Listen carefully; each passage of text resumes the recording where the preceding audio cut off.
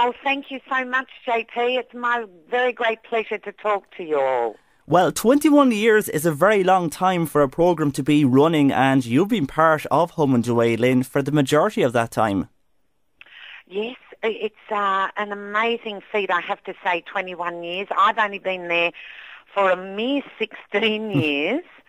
I'm only second in line to the throne, you see. Raymar has been there the longest. He's been there 21 years, and I've been there 16. That's Alf, of course, who in Home&Away, the longest character so far in there. You arrived, though, in the Bay as a struggling alcoholic, and I remember you when you arrived. You were running around the Fletcher's house while your kids were inside. Do you remember that particular scene? Look, I do remember living in the caravan park, smoking, drinking, doing all those things that people on a soap only do when they're bad. Gosh, there's so many memories, JT. I've done so much in my 16 years. If it were real life, I'd be in a padded cell somewhere. Well, of course, you did end up in a cell recently when they kind of brought back in the storyline of Irene becoming an alcoholic. And Irene, not much luck in the men department either, had she? Well, no. Actually, my roommate, the lovely Ada Nicodemu, who plays Leah, she and I always joke and we say we're like black widows because every man we ever come into contact with either ends up 6 foot under or in jail or something. But no, I haven't had a lot of luck. Of course, poor Lou was drowned at sea and that's an ongoing mystery. I was charged with his murder, but they realised that was not right. And prior to that, I think Barry, the headmaster, ended up in jail for not one but 2 murders. And then, of course, there was Ken, lovely Ken, who a car fell on him.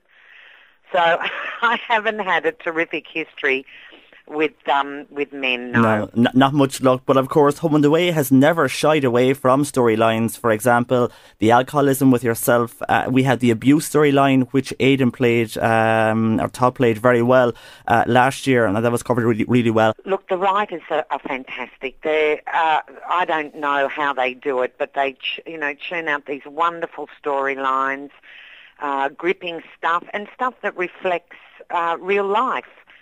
And that's not easy when you're in a time slot. Well, here we're at 7 in the evening. Mm-hmm.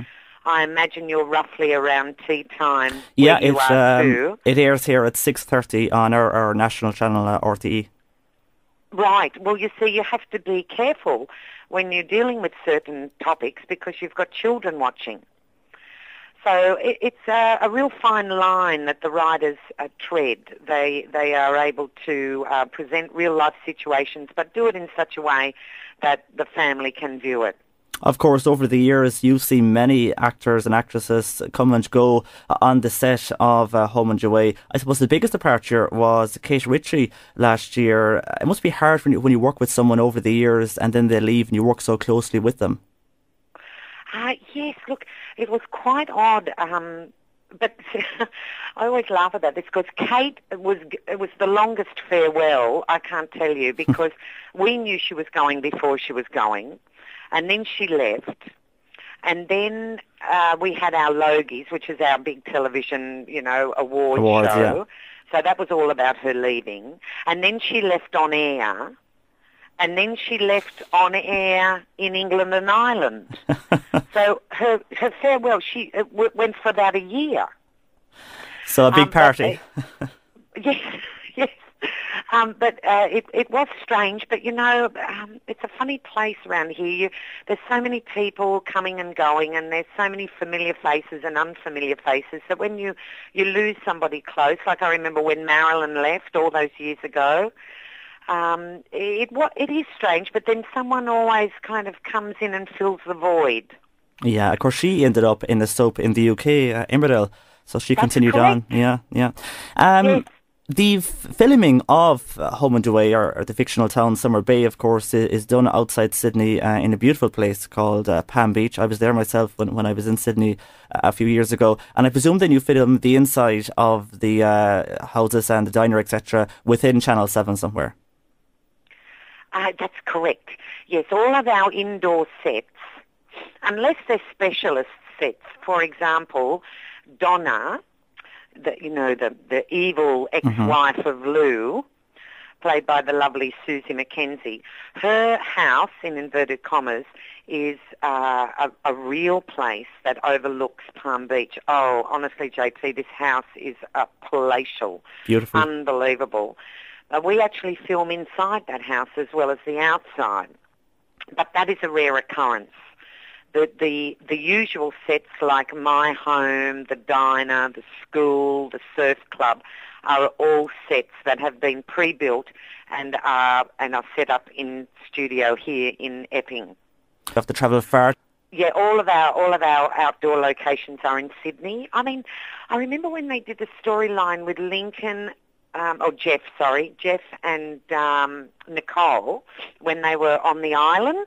Oh, yeah. And being chased by, I don't know, some crazy. They actually shot that on an island off Nelson's Bay, which is up on our mid-central coast. All right, so it does travel around. But most of the time, the location is shot in and around Sydney, yes. Finally, that's my PA in the background, if you can hear that. We're being called to afternoon tea. Oh, very nice. Excellent. But that's all right. I'm not going. I'm staying here talking to you. Very good. It's a nice offer to get afternoon tea, isn't it?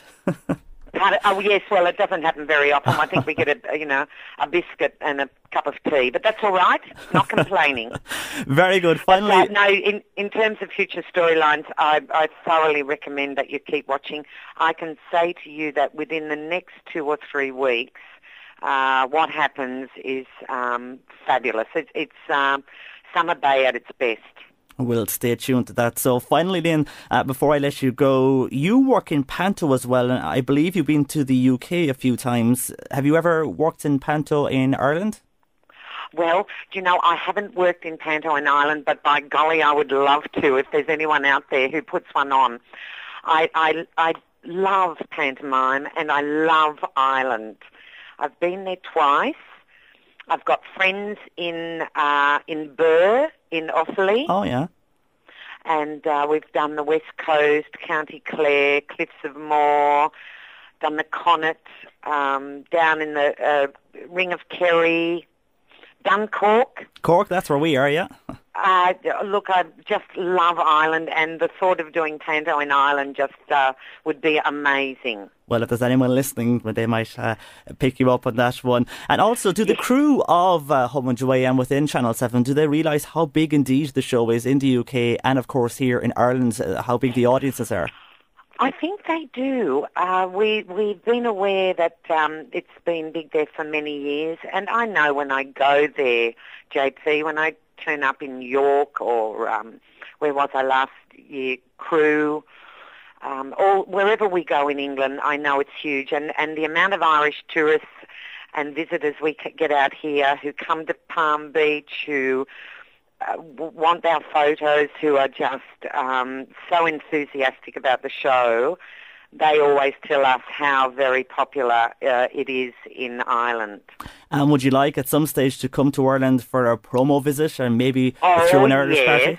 Excellent. And don't think we haven't mentioned that to the producers. We've been to England twice to do promotion stuff, and I think it is definitely about time we came to Ireland to do exactly the same. If you are, let us know and we'll meet up and we'll have a few bevies maybe in Cork or Dublin or wherever you end up. That sounds like an excellent plan, JP. Very good. Lynne, we appreciate you taking time out to talk to us this morning here and this afternoon in Australia. And best of luck in the future for you, and the best of luck to all in Home&Away. Thanks very much for joining us. Thank you so much. And look, a big kiss to you and to all of your listeners and all of our Home&Away fans in Ireland. We love you very dearly, and we're so grateful that you have stuck with us and that you still love to watch the show. Thank you, Lynne.